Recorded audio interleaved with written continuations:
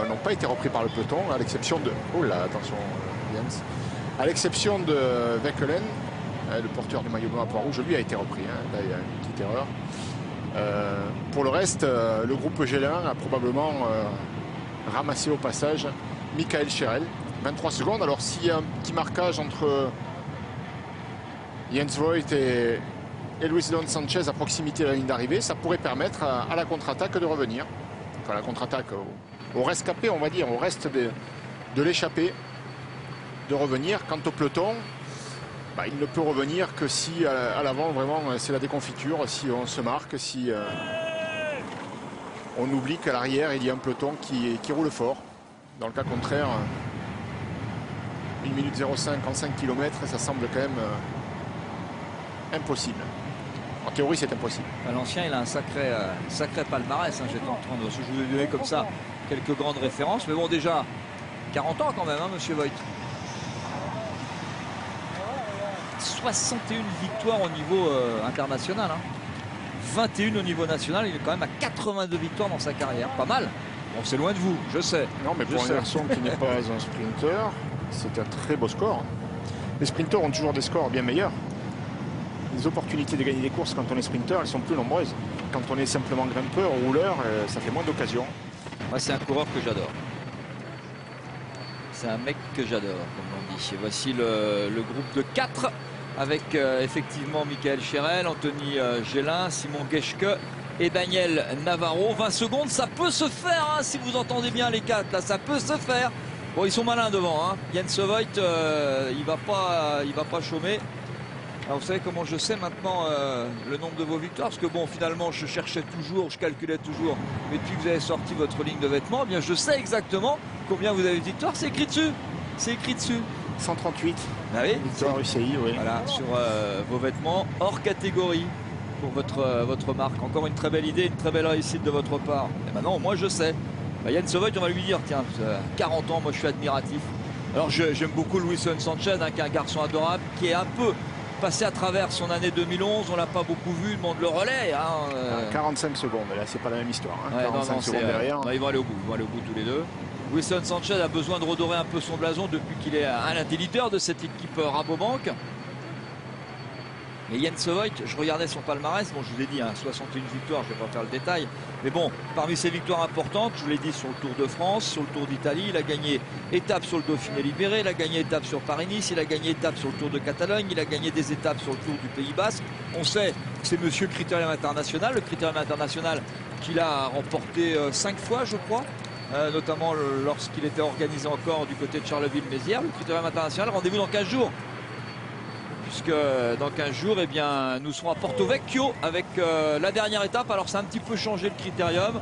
Le samedi, c'est demi-étape contre la montre individuelle. Et le dimanche, c'est l'arrivée en haut de l'Hospédale. Et on vivra ça en direct entre 13h et 15h. On a inversé avec la pétanque chère à Daniel Leclerc.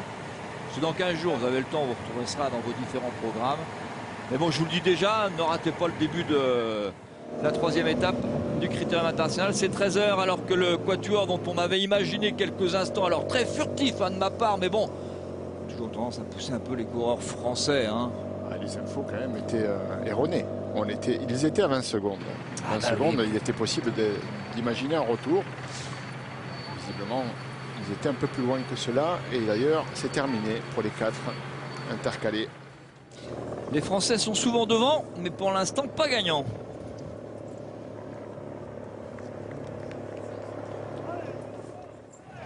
Petite discussion entre amis. Parce que maintenant, c'est un mano à mano hein, entre Luis Leon Sanchez et Jens Voigt. Alors, je dirais qu'a priori, bon, le plus jeune, c'est Luis Leon Sanchez. Qu'a priori, le plus rapide des deux, c'est Luis Leon Sanchez. Mais quand il s'agit de gagner, attention, il est malin. Il est malin, Jens Voigt. Ouais, Nicolas Roche qui sort du peloton. Et c'est vrai que Jens Voigt était difficile à manœuvrer. Luis Leon Sanchez aussi. Les deux sont expérimentés. Les deux ont de bonnes références. Ont l'habitude de gagner. Savent gagner surtout. Du coup, je pense que établir un pronostic, là, ça devient un peu difficile. Mais si je devais m'y risquer, je donnerais l'avantage quand même à Luis Leon Sanchez pour la pointe de vitesse. Mais il m'a semblé que Voigt était peut-être, au moment où Michael Scherel s'est fait distancer, Voigt était peut-être un petit peu plus frais.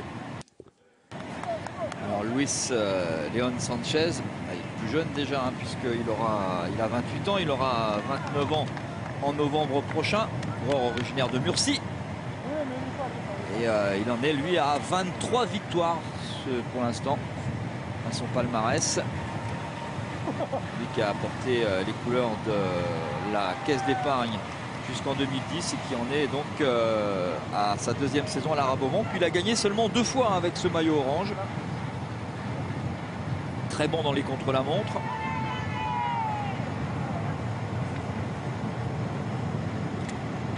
Puisque c'est le champion d'Espagne du contre-la-montre hein, en titre.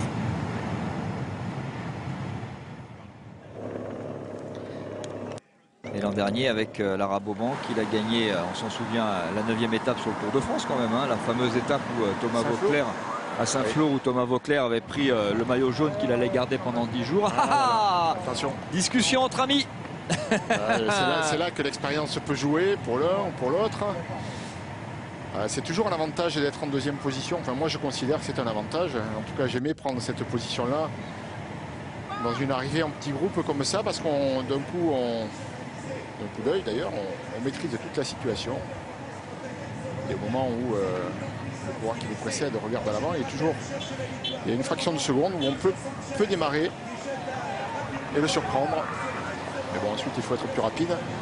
Alors là, pour Luis Leon Sanchez, c'est garder un rythme suffisamment élevé, parce que derrière le peloton est lancé à vive allure. On est dans les 500 derniers mètres. C'est trop tard pour le peloton.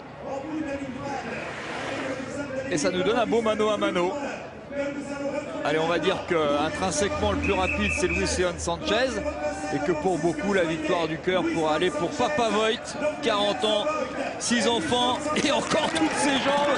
C'est lui qui attaque. Est-ce que Luis Leon Sanchez va arriver à revenir sur Jens Voigt? C'est pas facile, ça va se jouer avec la victoire de Luis Leon Sanchez.